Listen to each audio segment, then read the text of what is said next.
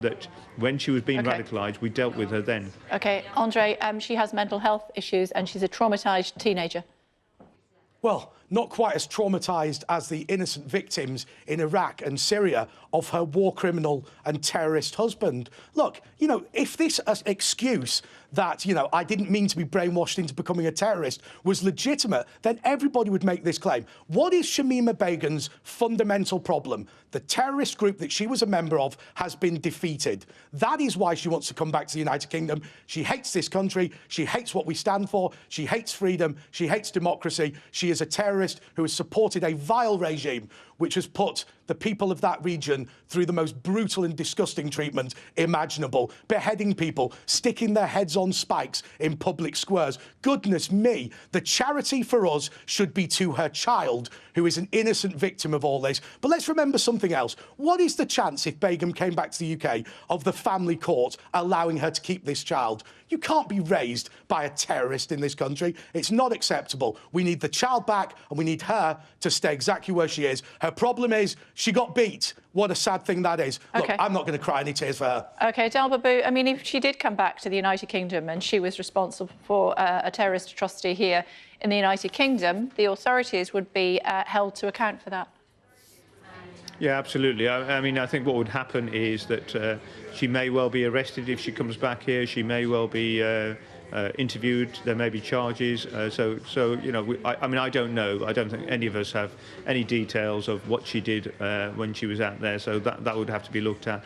But ultimately, this will, at a time when the police resources are being cut quite dramatically, it will involve a significant amount of surveillance, looking at what she does, making sure that we're all kept safe if there are any threats. But doesn't that play into Andre's hands then? Andre is saying, fine, leave her where she is then, and then we don't have to do that. Then we don't have to worry about police resources.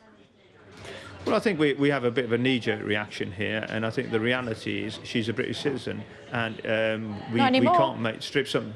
Well, that will be challenged. I mean, we're having a situation where the Home Secretary has stripped her of her British citizenship. She will have an opportunity to appeal, and I think she would also want to know why the decision has been made, and it will go to a court of law. Okay. So I think what the Bangladesh aspect is, she has to apply for citizenship of Bangladesh. Now, are we going to export our concerns about individuals who've been radicalised to other countries? And there's no guarantee that Bangladesh will turn around and say, we talked about that with the lawyer. I'll come back to you. Andre, go on. Okay, she's not going to go to Bangladesh. Now that her terrorist husband, her war criminal husband, is either on the run or dead, she's looking for a taxpayer teat to suckle on. And she wants to come to the United Kingdom because she wants to sit in a council house and sit on the social for the rest of her life. I say, and remember this, it is a criminal offence in the United Kingdom to join or support a terrorist organisation. She did that in Bethnal Green when she joined the Islamic State. She is a criminal and a terrorist. We don't want her back in the United Kingdom. But look, if there was any risk to her turning up in Bangladesh, the Home Secretary would never have done this. But she's not going to go there because they're not going to give her the access to social security, which is really what she's after, because she is as big a scrounger as she is a terrorist. OK, Andre, she might be a scrounger, she might be a criminal, she might be a terrorist, but that doesn't necessarily mean that she should be no longer a British citizen. She should be brought back, is what we're being told, to Britain to face charges against her. Well, I'm very happy to bring her back to the United Kingdom and then put her on trial, and then if she's found not guilty, deport her, and if she's found guilty, then put her in prison and deport her after that. After all, you know, she is effectively now a foreign criminal who has committed terror offences in the United Kingdom. I say to you, and let's be genuine about this, the child needs our protection. We need to move heaven and earth for the child, but for her, she is nothing more than a terrorist who has bullied the Middle East, caused havoc for people who live there, and she got beat. That's her problem, not mine. Babu, final thought? Well, we have a 15-year-old child who we knew was being groomed on the internet. I'm afraid the authorities, the police, the Tower Hamlets Council and the school did not tell the family. I think we need to look at that we failed on our watch. It was a failing on our watch to safeguard her. I think we need to look at the facts. The facts are her husband has been arrested. He's been held by the authorities in Syria. She is now awaiting the outcome of that particular trial.